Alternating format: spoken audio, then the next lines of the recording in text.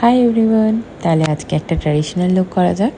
এই লুকটার পিক আমি already upload করে দিয়েছি, তো তোমরা দেখিয়ে নিয়েছো কেমন সেজেছি। তো ভিডিওটা মানে মেকআপ করার ভিডিওটা আজ আপলোড করছি। তো ফার্স্টেই দেখে নিই, লিপে একটু লিপ বাম লাগিয়ে নিলাম হাইড্রেশনের জন্য। দেন সানস্ক্রিন লোশন, এটা ভীষণ ভালো একটা sunscreen lotion, D10 sunscreen lotion. আর এটা মানে মোটামুটি তোমার অয়েলি স্কিন যদি হয় বা সেন্সিটিভ হয় সেই স্কিন টাইপেও শ্যুট করে যাবে, কারণ আমার স্কিন টাইপটা এরকমই।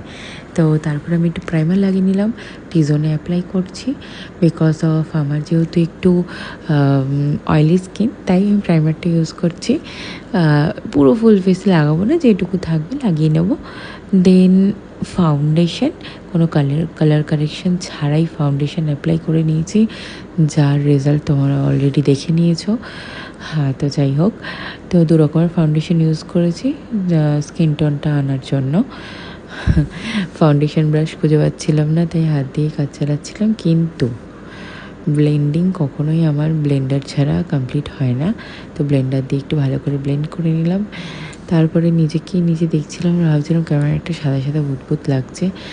নিজেই মেকআপ আর্টিস্ট হয়ে নিজেই ভুলে যাই যে প্রথমে একটু ফাউন্ডেশন লাগানোর পর এরকম একটু লাগে।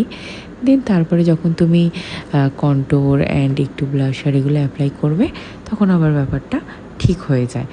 আমি ক্রিম ব্লাশও লাগিয়েছিলাম, কিন্তু তখন আমি ভিডিওটা অন করা ছিল না, তাই ভিডিওটা আসেনি। আর ক্রিম ব্লাশ আমার খুব ভালো লাগে, কারণ ওটা একটা ডিবি ফিনিশ দেয়, আমার বেশ ভালো লাগে, তাই আমি ক্রিম ব্লাশটা খুব পছন্দ করি। অ্যান্ড দেন কাজল করে নিলাম, ট্র্যাডিশনাল লুকে তো কাজলটা মাস্ট। দেন একটু স্মোকি এফেক্ট দেওয়ার জন্য হালকা ব্রাউন আইশ্যাডো ব্লেন্ড করব। এটা আমি আগের ভিডিওতেও দেখিয়েছি, সেম জিনিসটাই করব।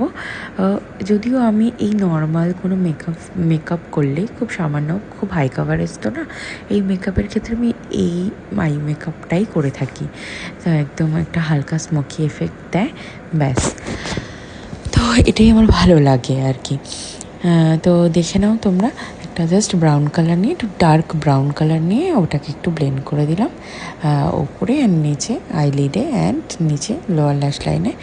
দেন একটা ব্রাশ নিলাম, স্কিন টোন দেখে একটা ট্রানজিশন কালার নেব, স্কিনের সাথে মার্চ করে দেওয়ার জন্য জাস্ট ব্লেন্ড করে নেব।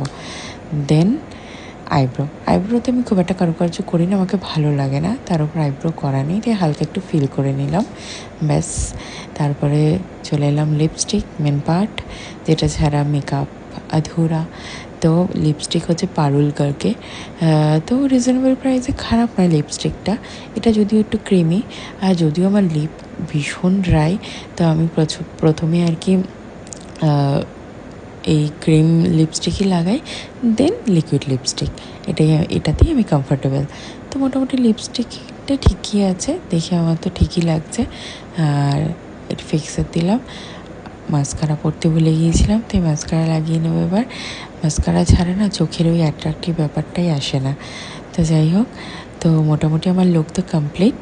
এবার একটা ছোট্ট টিপ, লাল টিপ, ব্যাস কমপ্লিট।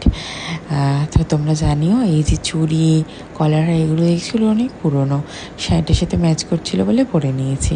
তো ফাইনাল লুক দেখে জানিও অবশ্যই কেমন লাগলো। টাটা।